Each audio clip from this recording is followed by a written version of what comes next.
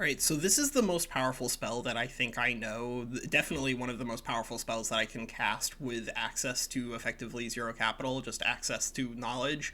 And it is, of course, the Black Blade of Disaster, Occam's Razor. So this is spellcasting 901. Basically, Occam's Razor, what it boils down to, it's a logical tool that is supposed to allow people to, make a good logical interpretation of the universe.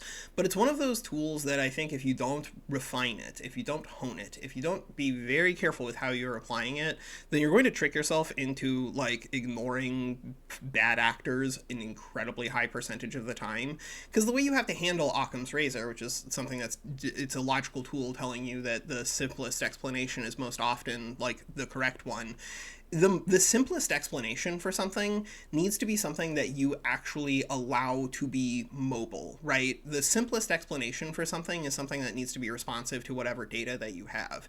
And as you collect more data, the simplest explanation should be something that continues to interpret and accept all of the new information that you are getting.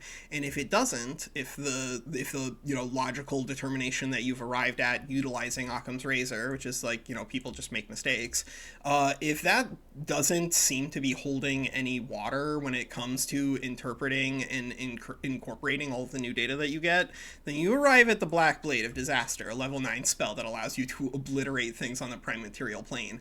And that's just kind of like what we should be seeing as you guys are digging around in the 4X stuff, especially when it comes to 2K. If you guys are having some issues with that, then please feel free to downvote this video. We can have a conversation about that in person, so that way we're not like showing everything on these video lists in case there are either bad actors or at least non-aligned actors out there.